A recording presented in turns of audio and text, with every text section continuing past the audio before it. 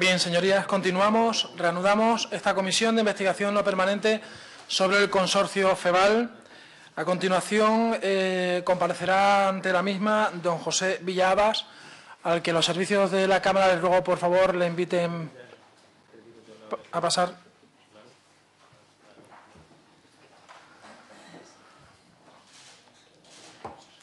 Don José Villaabas, por favor. Buenos días. Tome asiento.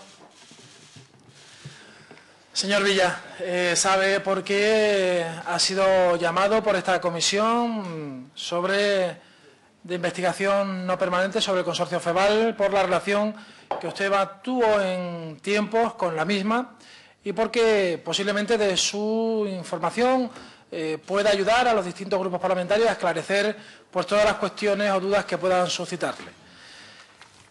Don José, brevemente le voy a explicar cuál va a ser la dinámica de esta comparecencia suya.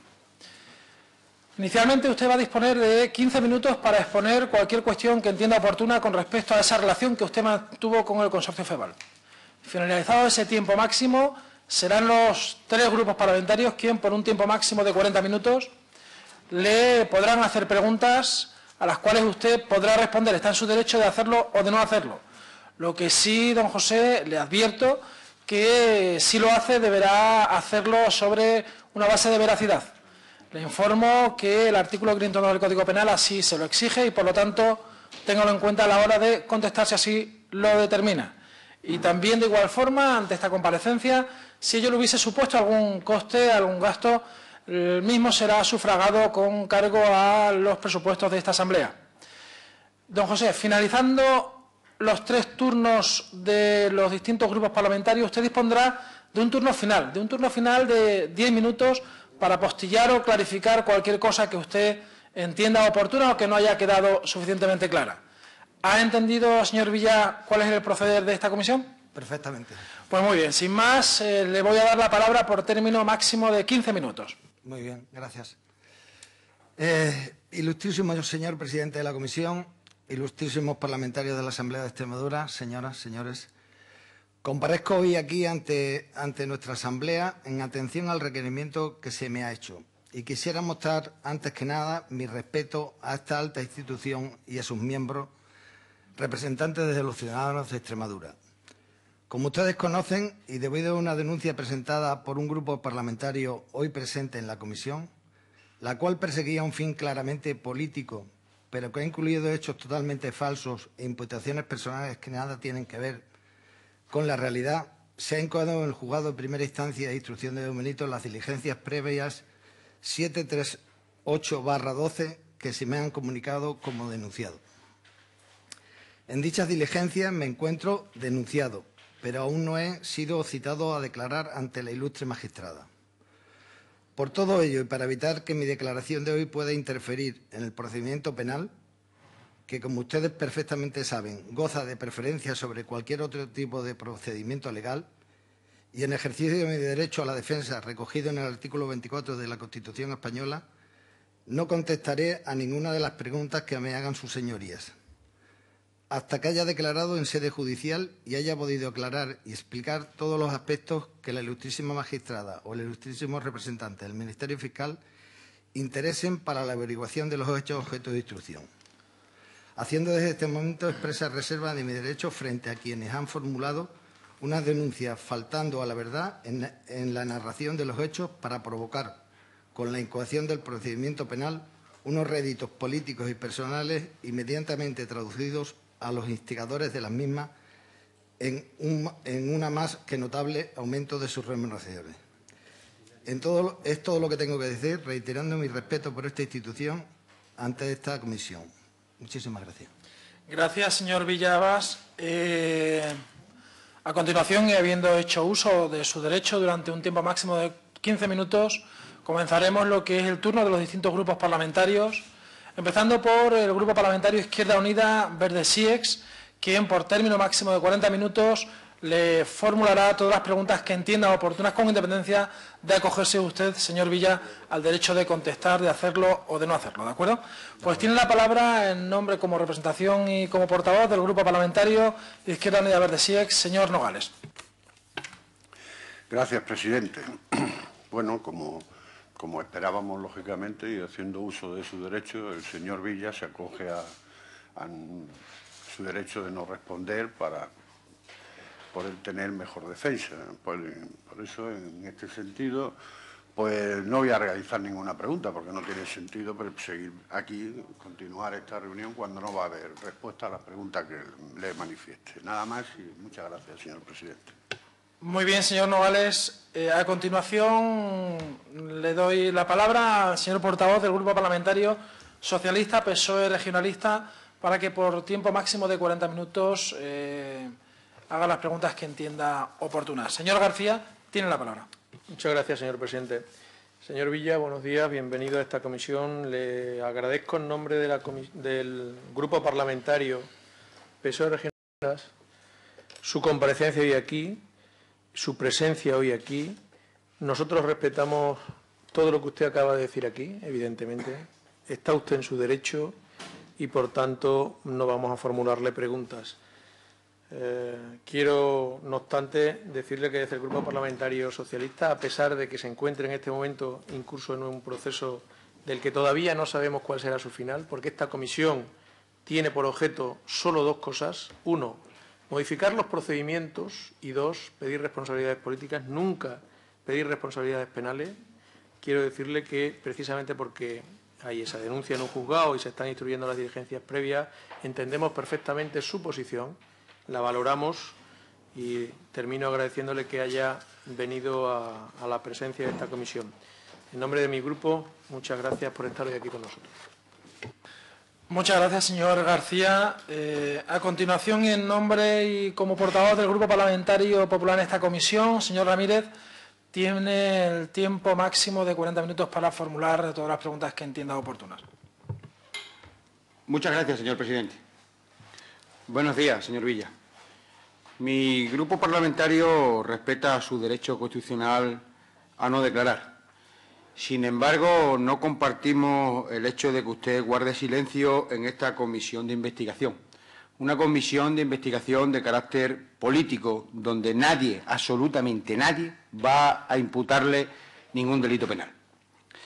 Los extremeños tenemos derecho a conocer qué ha pasado en FEVAL para que el Ministerio Fiscal presente una denuncia ante un juez de instrucción y, a su vez, este dicte un auto en el que le impute a usted y a otros dirigentes de FEVAL, designados por el PSOE, una serie de delitos graves. Graves porque afectan al bolsillo de todos los extremeños y afectan al bolsillo de todas las empresas de Extremadura. Claro que nuestro grupo parlamentario entiende aquellas empresas que no sean correligionarias o no tengan el carné del PSOE. Después de 28 años de gobierno socialista en esta región, nos merecemos una explicación, señor Villa.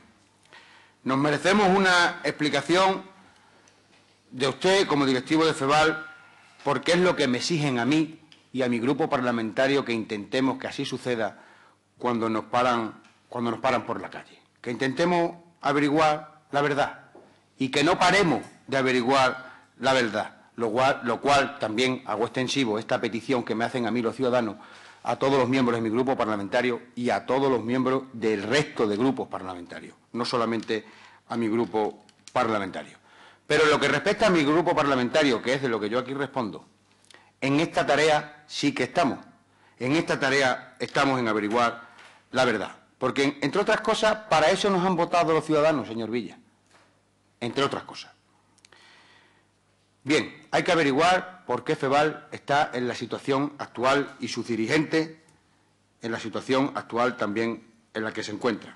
Hay que averiguar si es que ha habido despilfarro o si es que ha existido mala gestión, y por eso yo sí voy a aprovechar mi turno de preguntas para, si usted quiere, contestar amablemente a una, a alguna o a varias o a ninguna de las preguntas que se le formule. Yo no pierdo la esperanza en esta comisión hasta el final de su comparecencia. Yo no pierdo la esperanza en que usted conteste alguna de las preguntas. Porque, al fin y al cabo, lo que se trata, como decía, es de averiguar qué ha sucedido en FEVAL, averiguar la verdad. Y su puesto de subdirector de la institución es fundamental para que nos aclare algunas cuestiones que están todavía en el aire a pesar de las numerosas sesiones de esta comisión de investigación. Vayamos por parte, como decía Descartes. Bien. Mire, señor Villa, usted fue contratado en FEVAL en enero del año 84 como auxiliar técnico de obra para la construcción del recinto, es decir, peón. En julio de 1997, 3 años después, es usted nombrado subdirector de FEVAL y, a continuación, director general y secretario del Consejo Rector en funciones, debido al desempeño de don José Luis Viñuela del cargo de alcalde de don Benito. En solo 3 años pasa usted de peón de obra a director general de FEVAL. ¿Qué formación académica poseía usted en ese momento para desempeñar dicho cargo? En un currículum hecho público por usted, en un currículum suyo que usted hizo público en el año 2006 para su candidatura a director de la Radiotelevisión Pública Extremeña, únicamente se puede leer que usted posee estudios de maestría industrial, rama frío industrial. Tampoco nuestro grupo parlamentario le conoce ninguna experiencia profesional previa a su paso por FEVAL. Por eso, la primera pregunta, también derivada de la anterior, es ¿cómo puede usted ser nombrado director general de una institución con la importancia de FEVAL con este currículum profesional que usted poseía?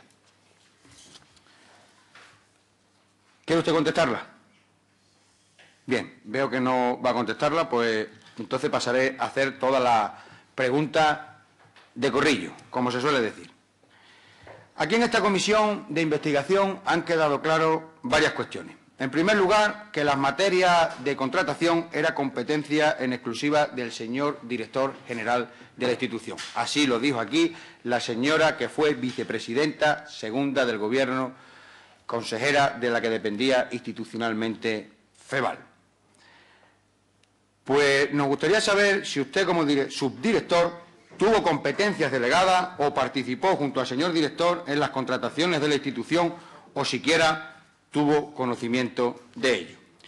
De la documentación que obra en la Cámara, es conocido que CLECE se encargaba de los servicios de limpieza de la institución desde el año 99, contratada por 1 año y, sin embargo, prestando su servicio hasta 2011, prorrogándose indebidamente ese contrato, vulnerando lo establecido en la ley que regulaba por aquellos entonces los contratos con las administraciones públicas.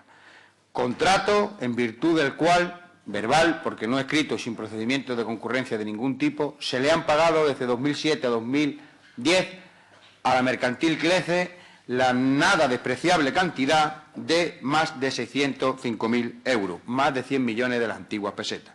De igual forma ha ocurrido con la mercantil Gallegos Martín, que se encargó y se encargaba de los montajes de stand de la feria sin que exista concurso previo ni contrato de ningún tipo relativo al previo expediente de contratación, desde 2007 a 2010, cobrando también de FEVAL la cantidad de 1,9 millones de euros, más de 315 de las antiguas pesetas, millones de las antiguas pesetas.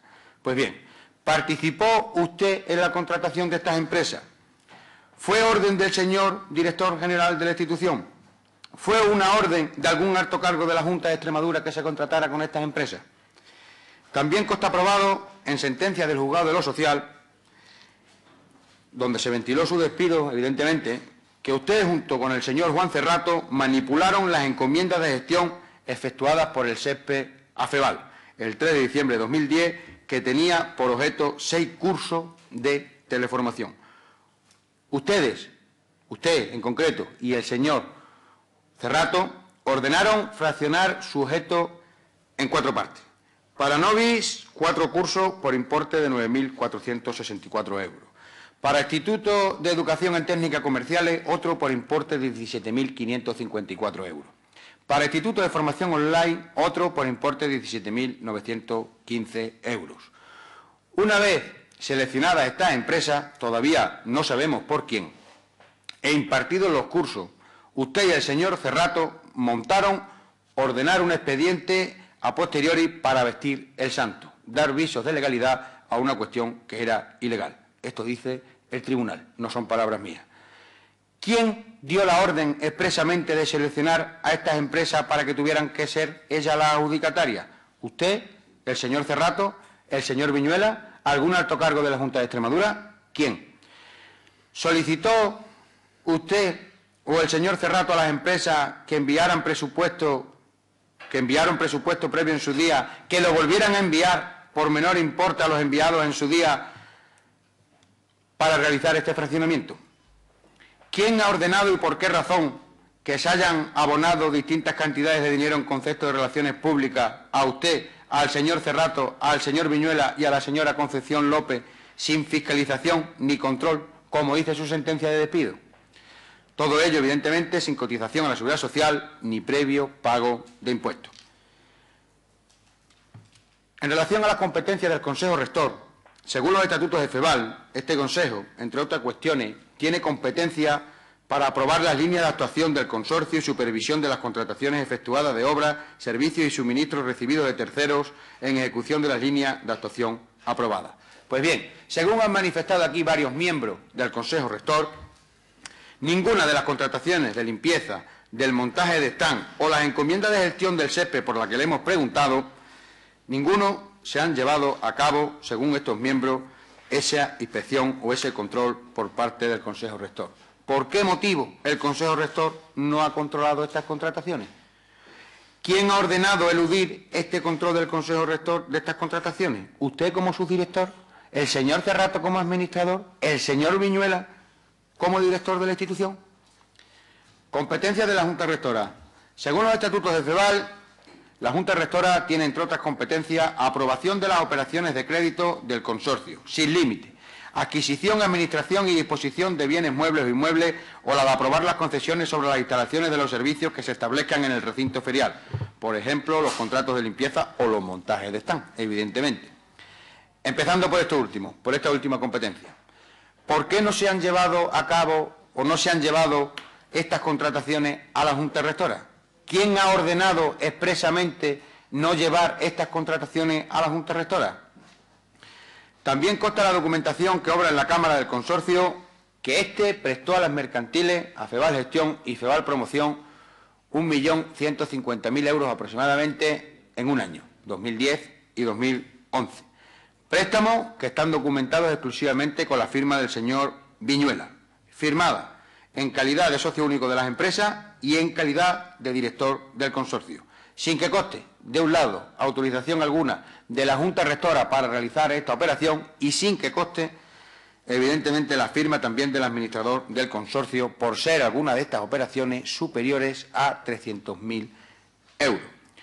Bien, ¿por qué se ha actuado de esta forma y quién ha ordenado ocultar estos préstamos a la Junta Rectora, como aquí han manifestado que no tienen conocimiento de ello?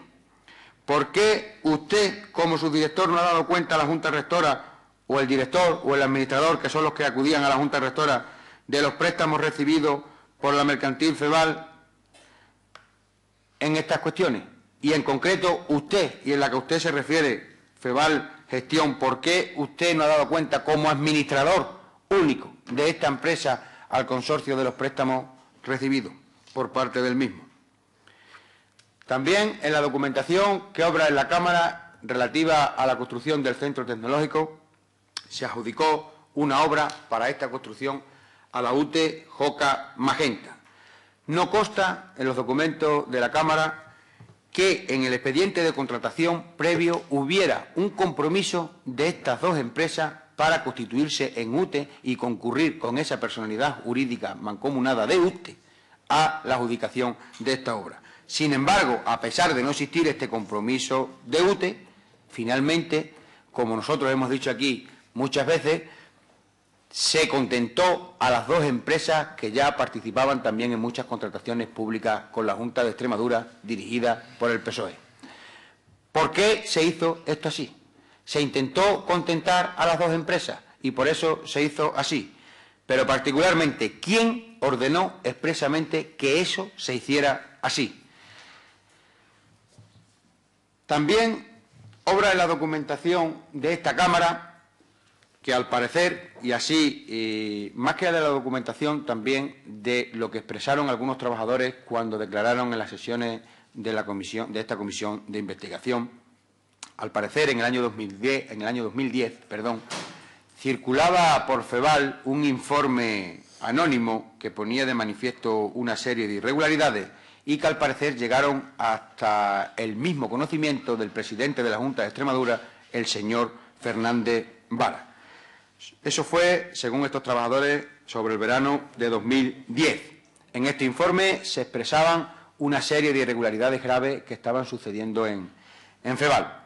A nuestro grupo parlamentario le gustaría saber si estas irregularidades que estaban denunciando en este documento anónimo son las mismas que recoge el juez de lo social en la sentencia particularmente del despido suya, o la del señor Viñuela, o la del señor Cerrato, fraccionamientos de contrato, irregularidades contables, etc., etc. Si esas irregularidades eran las mismas que finalmente han resultado probadas por los tribunales. También nos gustaría saber, en este sentido, si usted personalmente, o sabe que el señor director habló personalmente con el presidente de la Junta de Extremadura en aquel momento, señor Fernández Vara, sobre el contenido de este informe que circulaba por FEVAL.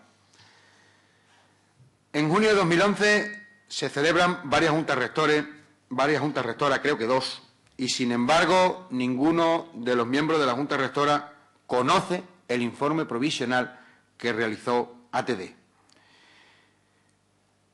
Nuestro grupo parlamentario considera que usted y el administrador del consorcio, el señor Cerrato y el señor Villa, han ocultado deliberadamente este informe a la Junta Rectora. ¿Por qué han ocultado este informe a la Junta Rectora? Nos gustaría que usted nos lo hubiera aclarado.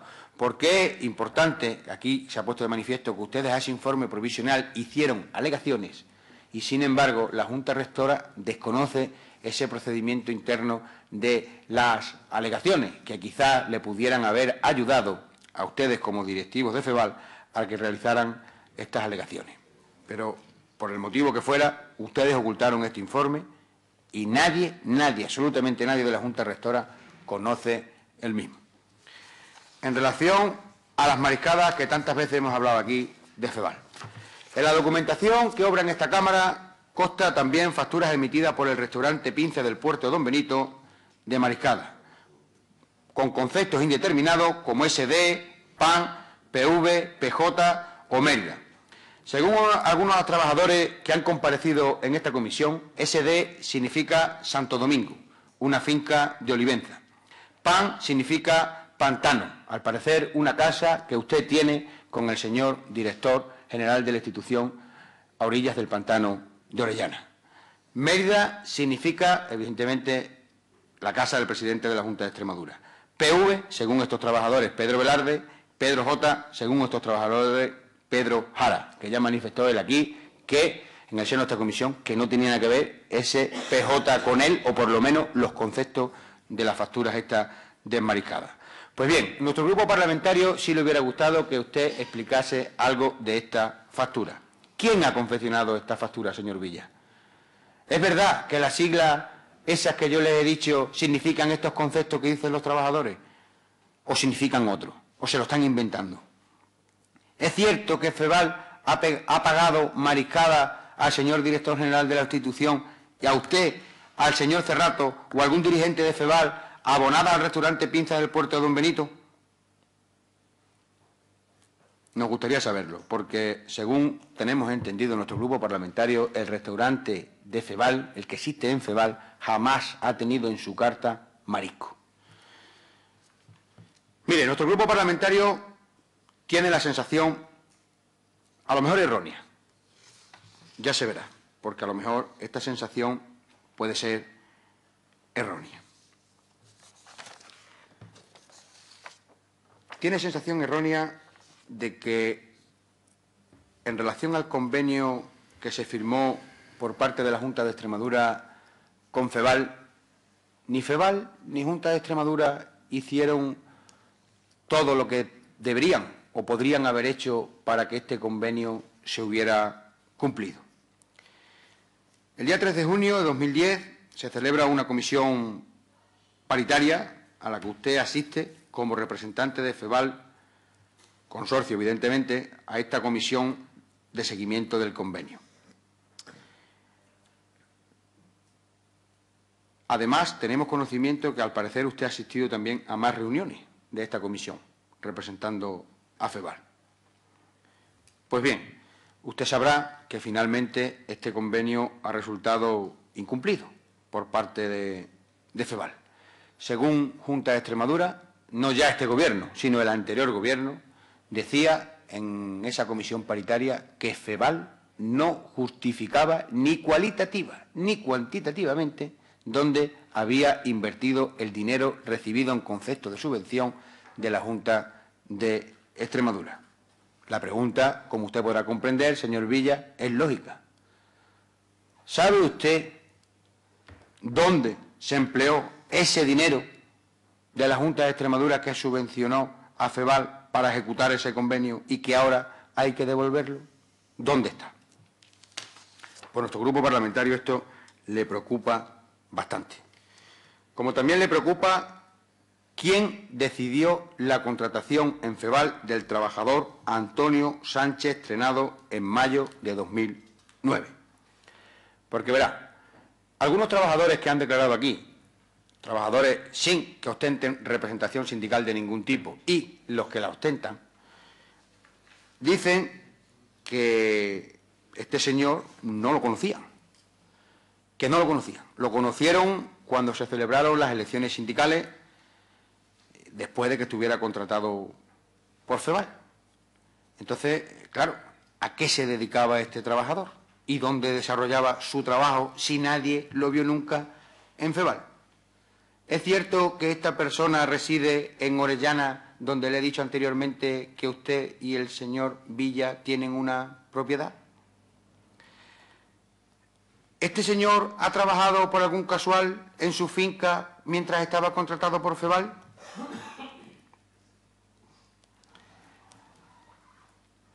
¿Ha tenido usted o el señor don José Luis Viñuela a más trabajadores de FEVAL trabajando en su finca?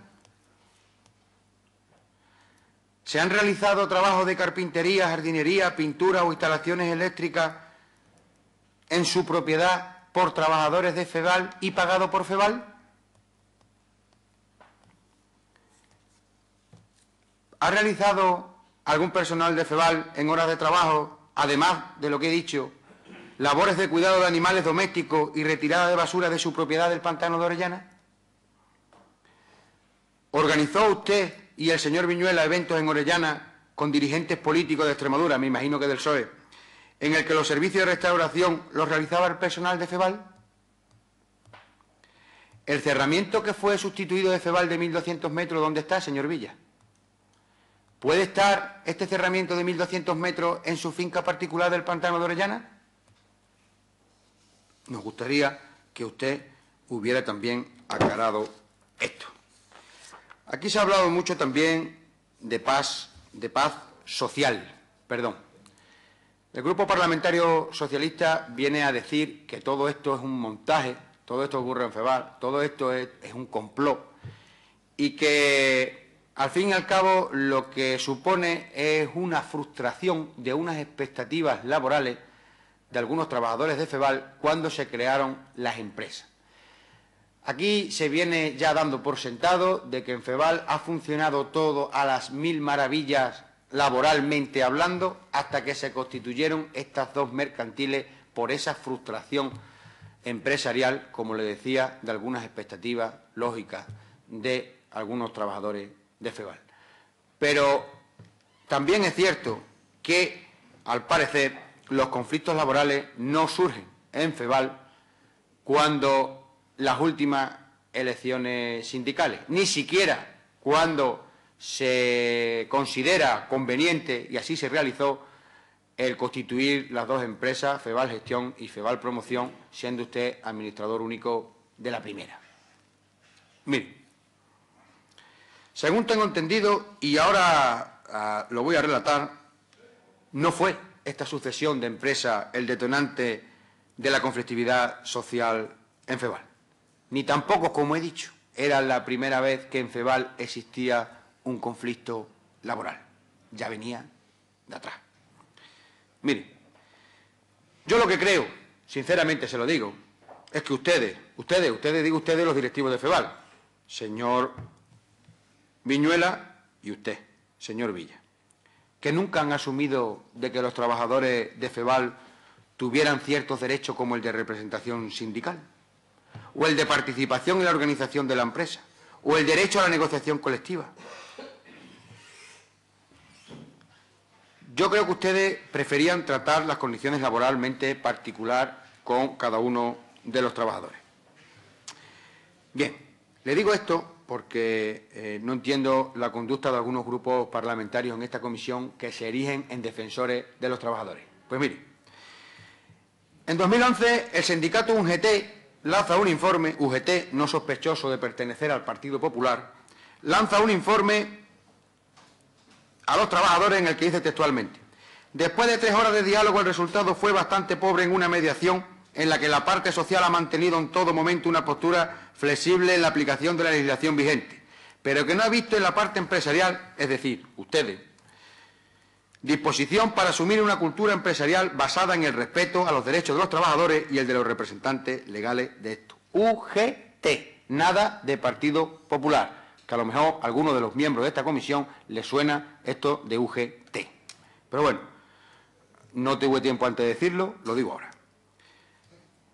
Una parte de una carta del secretario de Organización Provincial de UGT, que a usted también le sonará, en el año 88, porque creo que ya estaba usted en esa fecha en FEVAL. Sí, en esa fecha ya estaba usted en FEVAL, porque ya estaba desde el año 87. Pues mire, en octubre, el 14 de octubre del año 88, justo también cuando se habían celebrado las elecciones sindicales y se estaba también negociando por aquel entonces el convenio colectivo en FEVAL, como también ocurrió en los años 2010 y 2011, dice esta carta: tanto el señor Viñuela como el señor Villa nos han dicho telefónicamente que el Consejo Rector iba a nombrar una comisión negociadora y que se nos comunicaría. ¿Para cuándo, señores de FEVAL? ¿Tendremos que esperar otros 5 meses? No, no es seria la actitud que ustedes vienen manteniendo. Lo serio, lo lógico y lo racional es haberse sentado ambas partes a negociar la plataforma presentada en su día e intentar llegar a acuerdos que pudieran satisfacer las aspiraciones de los trabajadores. El diálogo es esencial en una sociedad democrática. Con él se pueden evitar situaciones tensas y malestar entre los trabajadores que en nada benefician a la marcha general de cualquier empresa. Desde luego, y a las pruebas nos remitimos. Ustedes no están por la labor, por lo menos hasta ahora. No obstante, confiamos en que antes del 27 del mes actual, de octubre, nos comuniquen la constitución de la comisión y fecha de inicio de las conversaciones. De no ser así, nos veríamos obligados a adoptar las medidas legales correspondientes ante la autoridad laboral. Casi en los años 90. Y lo decía UGT, que ni ahora ni por aquel entonces, como decía, es sospechosa de ser afín al Partido Popular. Pues no debieron ustedes tomar muy en serio a UGT, porque el 14 de diciembre de ese mismo año se celebra una asamblea de trabajadores para realizar un paro voluntario. 2 meses más tarde también despiden ustedes a un trabajador de plantilla fija que les denuncia. Estoy poniendo de manifiesto problemas laborales, ya en su día, no los actuales. Más, en el 89, en mayo del 89, también casi los 90, los delegados de personal, los que en aquel momento estaban, ninguno de los que están ahora, claro, que fueron elegidos en 2010, evidentemente, ninguno de ellos fue elegido en el año 2010. Escriben también una carta a la dirección de personal que en un párrafo dice: puesto que se nos entrega un acta para firmar a los delegados de personal con motivo de la modificación de las condiciones de trabajo de una reunión que no se ha celebrado, solicitamos que se convoque una reunión urgente. Por tanto, yo creo, y no sé cuál es su apreciación personal, y nos gustaría que así nos hubiera respondido, si estos conflictos laborales ya surgieron en su día, a principios o antes de los 90, justamente la última vez anterior a 2010, cuando se celebró las elecciones sindicales en FEVAL. Porque también en el año 90, también, al parecer, se produjeron conflictos entre los trabajadores, y en el año 91, que fue cuando se produjo la última elección sindical y el último conflicto entre los trabajadores y la dirección. Por eso, a nuestro grupo parlamentario nos hubiera gustado saber si es que realmente que son varios trabajadores actuales los que les interesa mantener el conflicto, o es que ya por cuestiones reiterativas es la propia dirección la que no hace caso alguno a los representantes sindicales de los trabajadores, ni a UGT, ni a los sindicatos que libremente les representan.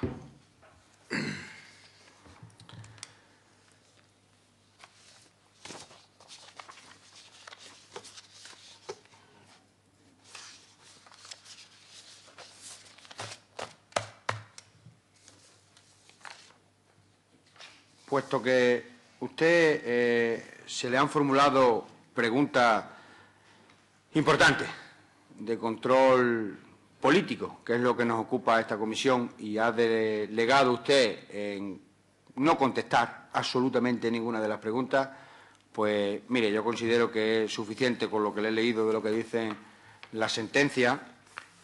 Nuestro grupo parlamentario, como le decía, tiene la sensación, a lo mejor errónea,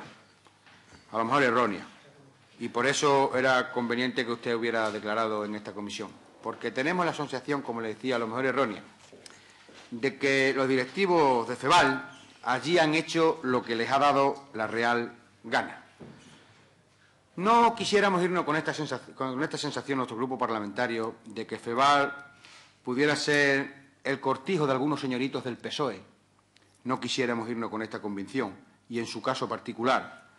Ya se lo pregunté a la vicepresidenta segunda del Gobierno, y la última pregunta también se la voy a hacer a usted como se la hice a ella. ¿Usted cree que tenía impunidad en FEVAL? ¿Usted cree que el descontrol que pudiera haber existido en FEVAL, por su parte, digo por su parte como subdirector, con independencia de lo que hiciera el director o el administrador, porque aquí cada uno responde de sus actos, no de los actos de los demás, evidentemente. Actos políticos hablamos siempre, no actos con consecuencias penales, que ya se verá. Los jueces, como le decía antes, de verdad, no de los jueces de lo laboral. Mire, le decía que si usted tenía esa sensación de impunidad, porque a la exvicepresidenta segunda del Gobierno, la señora Aguilar, se lo pregunté y no me contestó. Su respuesta fue que yo era muy malo, pero no me contestó. Entonces, se la quería repetir a usted hoy.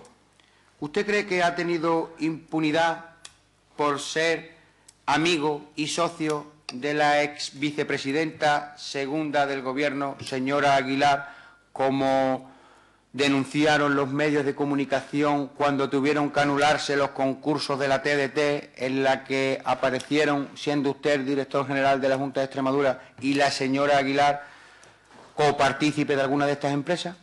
¿Tiene algo que ver que ello fuera así para que usted considerase o se considerara, en cualquier caso respaldado por el máximo órgano de la Junta de Extremadura con competencias en FEVAL, la vicepresidencia segunda, en ese caso de la que dependía institucionalmente FEVAL? Bien, estas son las preguntas de nuestro grupo parlamentario. Creo que nuestro grupo le ha formulado las preguntas que ha considerado convenientes. Usted no ha tenido a bien contestar ninguna. Respetamos su derecho constitucional, no lo compartimos, por eso le he hecho esas preguntas, y consideramos que con el ejercicio de estas preguntas lo que hacemos es cumplir con el mandato de los ciudadanos cuando nos exigen a todos los parlamentarios de esta comisión que averigüemos la verdad. Yo he puesto todo de mi parte en su comparecencia, lo he intentado.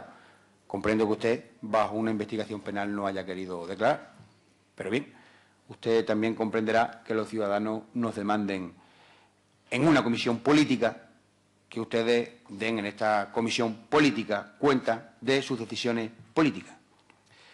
Nada más, como no podía ser de otra manera, evidentemente, aunque no haya contestado, por lo menos sí que es cierto que usted ha comparecido libremente ante esta comisión y así, por lo menos, mi grupo parlamentario reconoce su comparecencia ante todos los miembros de esta comisión. No tengo más preguntas que hacerle, señor presidente. Muchas gracias, señor Ramírez. Señor Villabas, una vez finalizado los tres grupos parlamentarios, en su turno de preguntas, dispone usted de 10 minutos finales para manifestar lo que entienda oportuno con respecto a su presencia hoy aquí. Gracias, señoría. No voy a hacer uso de mi turno. Gracias a todos por Pues don José Villaba, sin duda, muchas gracias en nombre de todos los miembros de esta comisión por su asistencia hoy aquí ante esta comisión de investigación. Muchas gracias. Puede abandonar la sala. Señorías, suspendemos esta comisión hasta las 16 horas.